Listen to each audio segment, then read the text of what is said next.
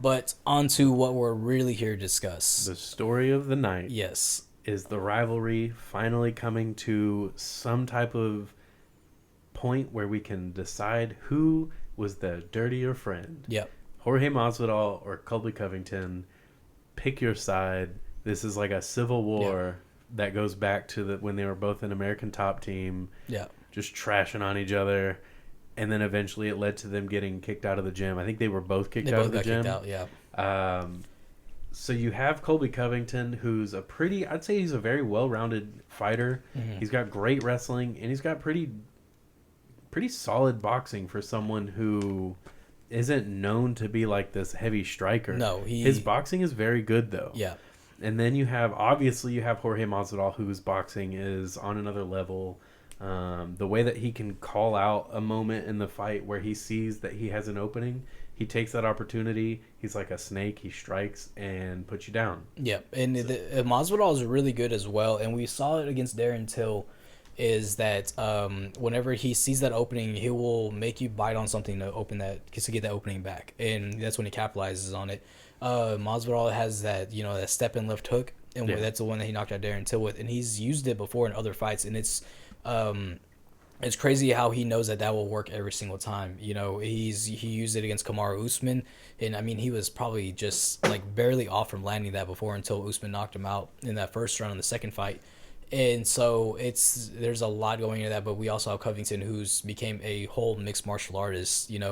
Going back into with these guys is there's a lot of people who knew both these guys that are chiming in. Tyron Woodley said that that Jorge Masvidal used to big brother Covington all the time. Really? Yeah. Like he openly came out and it was like, yeah. With Masvidal, he used to always kind of just put him in his place and this and that. And it's kind of hard to know if that's the truth or not because we also have video footage of those two guys wrestling for an hour straight just because. And we saw Covington just ragdoll Masvidal the whole time. And Masvidal has openly spoke out about the whole thing. He said that Covington's coach owes him money. I mean, Covington owes his coach money, his boxing coach money. We've seen Covington come out and say that Jorge Masvidal is not a very good father, and this and that. Dude, I'm excited for this press conference. These guys are gonna talk so much shit to each other, and it's like we need. I think it's sometimes with these good cards is that's what we miss out on is these hyped up press conferences and. That's what makes the fight. That's why you always want to watch McGregor fight is because he would go into the press conference, talk a bunch of shit, then go out there and do it, And we haven't really seen that lately. We see it, but it's not as entertaining, And these guys genuinely fucking hate each other, and I'm all for it. So I think the question is, do they go in there and fight like they don't hate each other, or do they stick to their game plans? I think so. This is what I really feel like Colby's going to try to do because I have two opinions on that.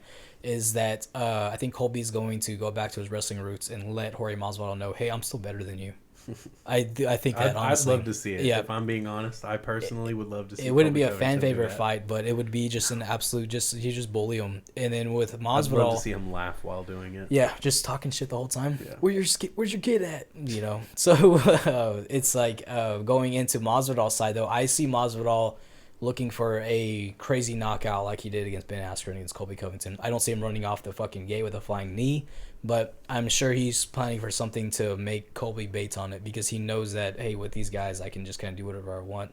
And I see a more focused Masvidal as well because with his past couple fights, against Diaz and then both of his fights against Usman, is whenever he would have that room to really engage and show off what he's good at, he likes to showboat a little bit, and that's what we saw right before he got knocked out, and it's starting to cost him. Yeah, and now I think that's what. I don't think he's going to do that in this fight. I think he might do it a little bit, but not to the effect where it's going to cost him a whole fight, So, because with the Diaz fight, he showboated in the Diaz fight in the second round, and it's like,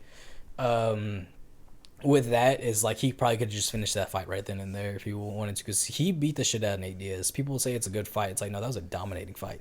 I thought it was a good fight because I was going for Masvidal going into that fight, but if I had to pick a way that this fight's going to go down, I agree with you. I think Colby Covington's going to take it to the ground and pummel Jorge Masvidal because Masvidal's not used to being on the ground. He's uncomfortable on the ground. We've seen that. Right.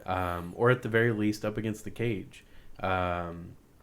So I think Colby Covington goes out there, out grapples and dirty boxes, makes it his fight, and doesn't ever allow Masvidal to have that kind of space to be able to find the shot that he wants to finish the fight with. Right.